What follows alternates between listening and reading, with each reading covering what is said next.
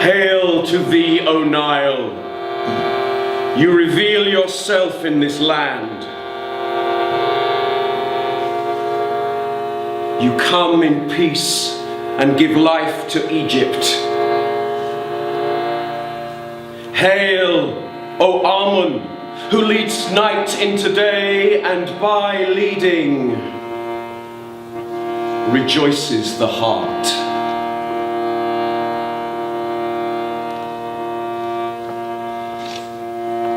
The garden of Ra overflows with water that cannot cease. The way of heaven descends, giving light to every home. Hail to thee, O Nile. Shine forth in glory. Shine forth, O Nile.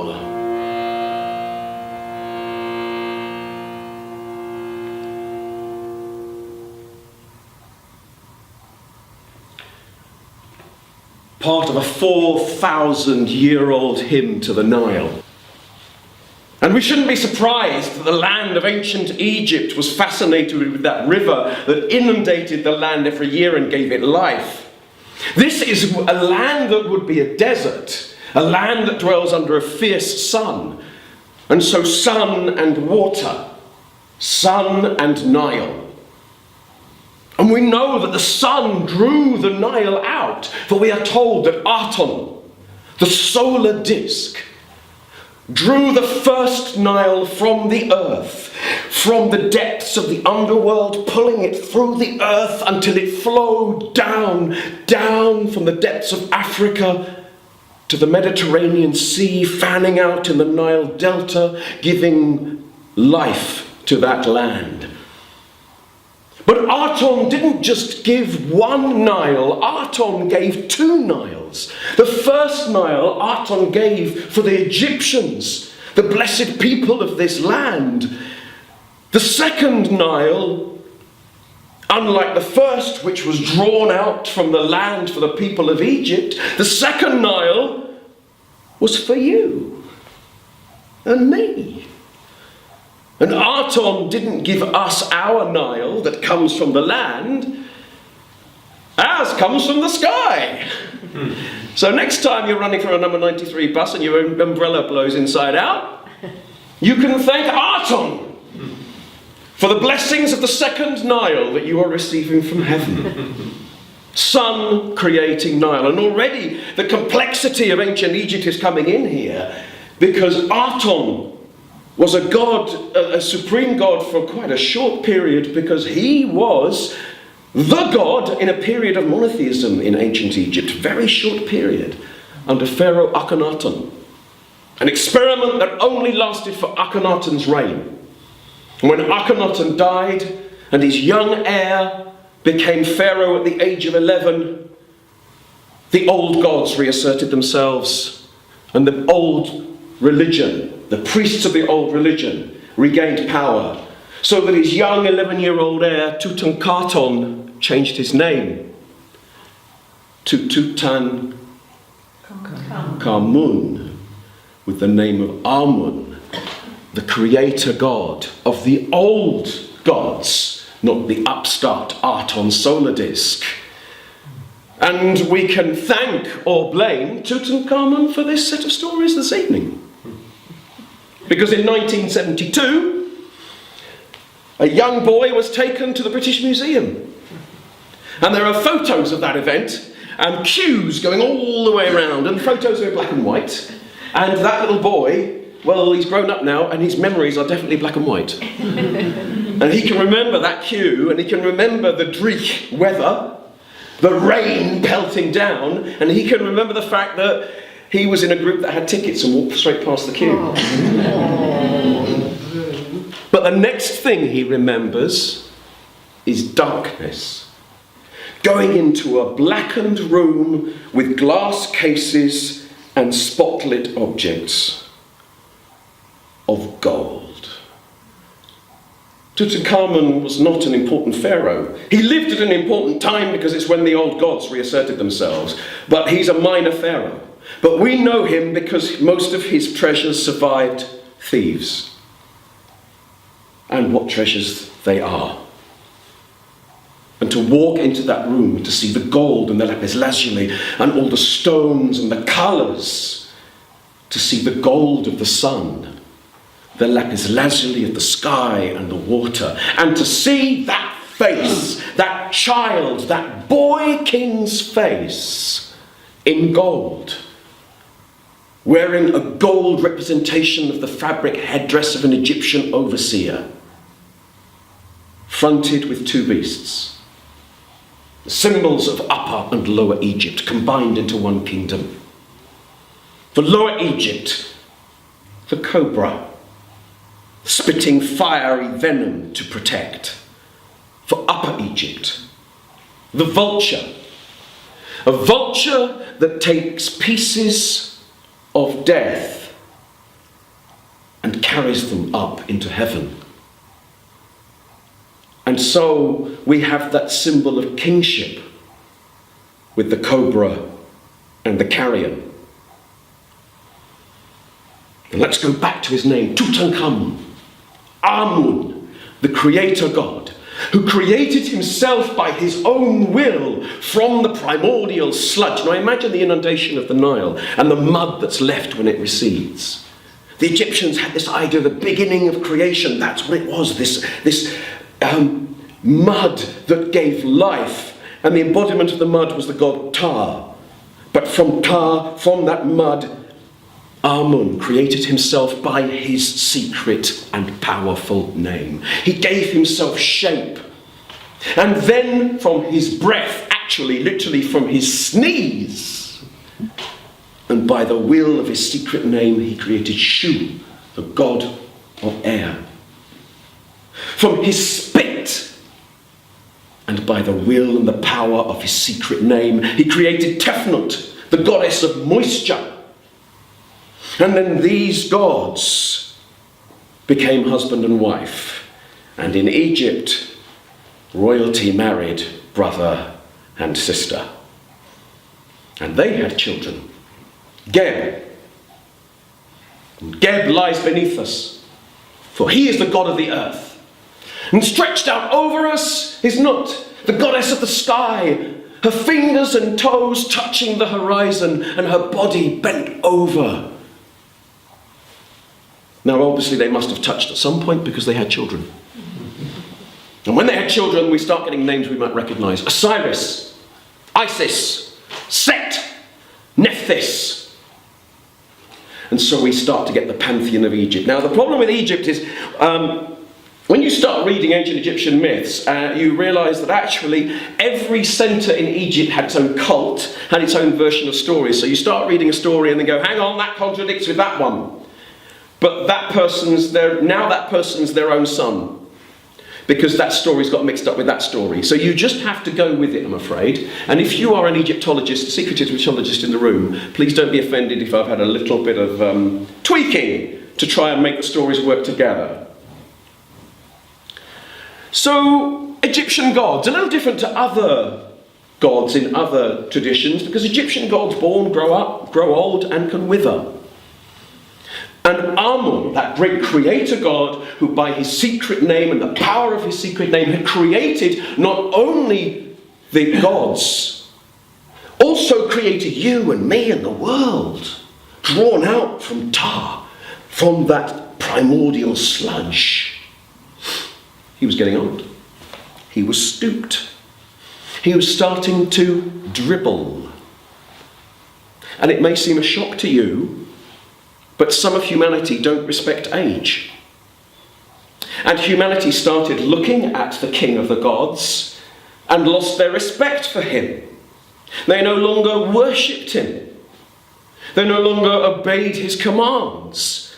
They were almost in open rebellion. And so Amun decided to do what gods the world over have decided to do when human beings have become a little troublesome, which is? Flood. Could be a flood. Kill. Basically disaster. Wipe them out. And so he took his eye, Ra, the sun at noon, and he burned the earth. And everywhere his eye touched was scorched. The problem was, of course, that he created humans, and humans had got quite used to the gods, and humans had time to do all kinds of wonderful things like plant crops, raise animals, build shelters. And if you've got the noonday sun burning up the ground, what do? You go inside. They cheated. They ran for the shade. So Amun took his other eye, his daughter Hathor. Now his daughter Hathor is normally very beautiful, but she took the form of the goddess Sekhmet, goddess of battle, in the form of a lioness, with the nature of a lioness, fierce. And he set Sekhmet the lioness amid humanity. And she wreaked his revenge for him. She went the length of Upper and Lower Egypt, and every human being that she met, she tore apart. And as she tore apart, she lapped their blood, and she found she had a taste for it. She became addicted to it. That is what she wanted, was human blood and the taste of it. And at that point, Amun looked down on his creation and realized his creation was in danger of being wiped out by the goddess Sekhmet. So he called all the other gods together for a conference as to how they could stop her. She was now addicted to blood. So the gods, like gods do, went to the offing. They got beer. And we're talking a lot of beer. We're talking barrels and barrels and barrels of beer that they mixed with red ochre, which is an earth and red coloured. So when they mixed it with the beer and then poured it out so that it was 9 inches deep across the land, this red, slightly sticky, oozy liquid looked very much like... And Sekhmet lapped at it. And then she lapped some more. And more. And she lapped and found she liked it. She loved it. Until that fierce goddess, that fierce lioness, was purring and curled up and asleep. And in her sleep, she forgot her lust for human blood, and she has never ravaged the land since. But this was a lesson for the gods to know that Amun was getting on a bit, and it needed to be sorted out who was going to be the king after Amun left the earth. Now he had 2 sons, he had Osiris and Set. Both of them thought they'd be good kings. And Osiris was married to his sister Isis. Now, you've probably all heard the name Isis. As a goddess, she was worshipped all over the ancient world. She was the mistress of magic, the goddess of mysteries. And she was clear that she wanted her husband to become the king, and after him, her children. And so she waited in the garden and watched Ra pass. And as Amun-Ra passed, the dribble got down his chin and fell to the earth. And when he had walked on, she gathered up the dirt with his spittle in it, and she shaped it, and she gave it life. The next day, when Amun-Ra was walking in the garden, he noticed something on the path. With his secret name, with the power of his secret name, he had given life to everything on earth, and yet here was something he didn't recognize. I have given life to humans, to hippopotamuses, to crocodiles, to snakes, and yet here is a snake I do not know. And he stopped and bent over the snake, which rose up and struck. The gods came running when they heard the scream from Amun.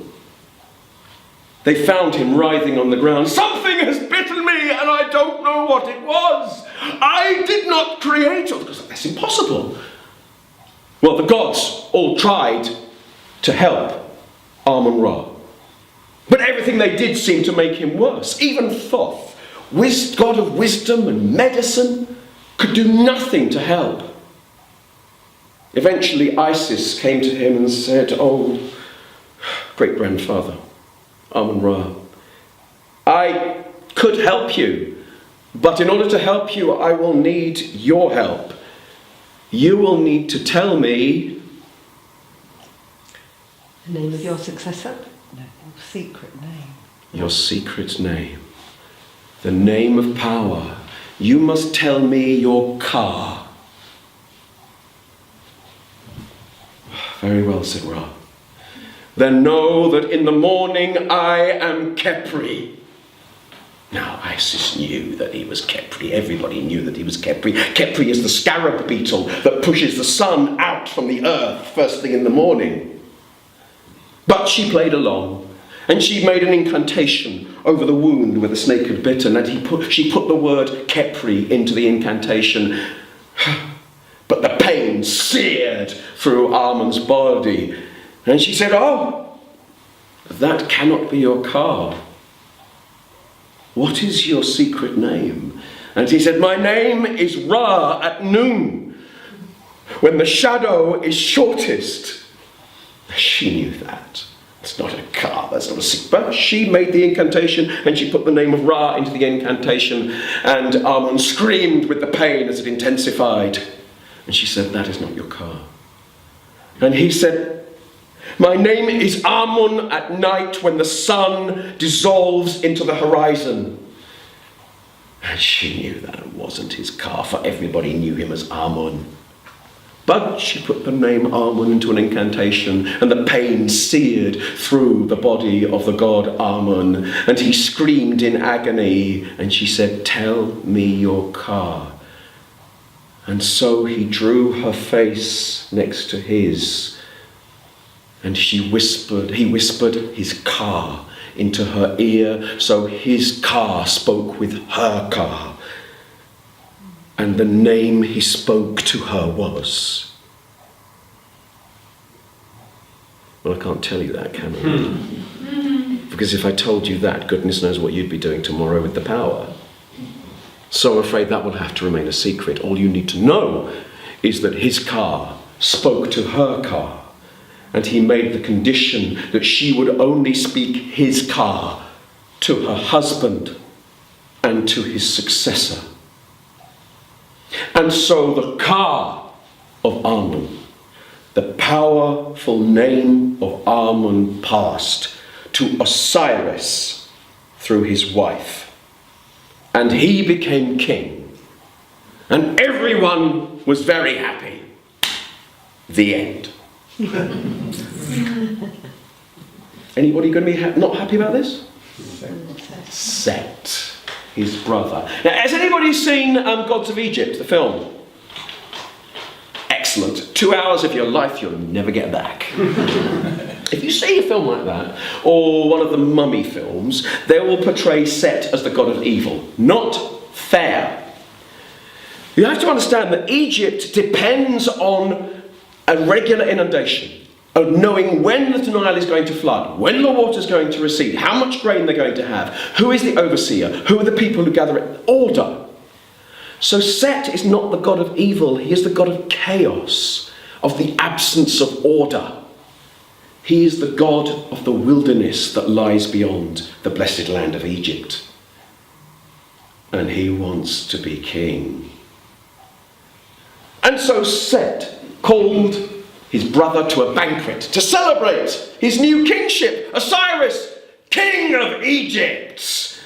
And at the banquet they drank and they ate, and then Set called in. He said, "I have a game.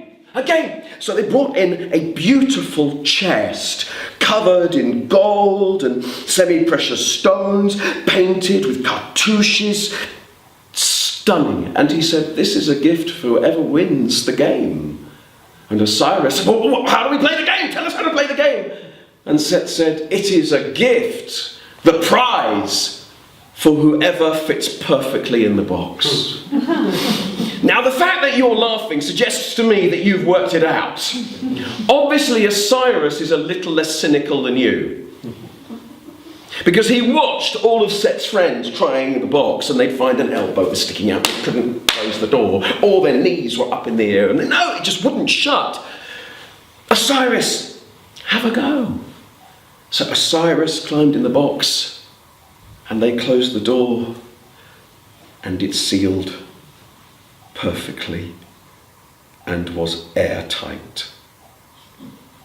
And Set and his friends took the box and pushed it out into the Nile and watched it float off. Isis went searching for her husband when she found out what had happened. The box had floated all the way down the Nile to the island of Byblos. Isis was searching for so long that on Byblos, a tree had grown up around the box and entwined its roots around it, holding it. So many years Isis searched for her husband's body that she found a fully grown tree enclosing it. And yet she freed it, and she took it back to Egypt, and she found an island, one of the floating islands, its position you can never judge. It appears in different places every time the waters recede. And there she took it and kept it safely, because Set would never find it, because these islands are completely unpredictable. Life and certainly myths are not like that. And Set was out hunting, and he saw one of the islands that is known to move around the Nile. And on the island he saw something he thought he'd never see again. There was this jewelled box, this jewelled casket. And so he opened it, and there was his brother's body lying in it. And so he took his sword and cut the body into 14 pieces and cast them throughout Egypt. Isis found what had happened to her husband and wept for him and determined to restore him. Remember, she is the mistress of magic, the goddess of mystery. There's very little she cannot do, and she has learned what? The secret name of Amun. And so she searched, and she found 13 pieces of her husband, which explains why there are now 13 places in Egypt that claim to be the burial place of Osiris. But she never found the 14th piece. She put the 13 pieces together to make her husband as whole as he could be. But what she needed now was an heir. And what's the one piece that was missing? Can I just say, ancient Egyptian stories are really quite basic. They're not for the faint-hearted, really. So she took some clay and she formed a new phallus for her husband and spat upon it. And she formed it into his body, and then she mounted it and impregnated herself with her husband's seed. With her magic, she restored him to life, but not a life of this world. Which is why now Osiris could no longer be king of this world, but he would be the king of the Duat. So Osiris was in the world of the dead, and his wife was pregnant, and Set was king. Horus is born. And all I'm going to say about Horus being born, one of the falcon-headed gods, is that he grows up and he challenges Set, and there are, I do invite you to have a look at them, some really, really ridiculous battles between Set and Horus that are quite comical, and one of them includes covering lettuce with semen. Which gives you a sort of impression of just how bizarre some of these battles are. Okay? So we'll move on, and we'll just know that in the end, right prevails, and Horus becomes king. And that's important for ancient Egypt. Because unlike the kingdoms that surround ancient Egypt, the king of ancient Egypt does not represent the gods to his people. The king of ancient Egypt, the pharaoh of ancient Egypt, is the god. He is Horus on earth. So now we have a royal lineage that is human. It is the embodiment of the god Horus on earth.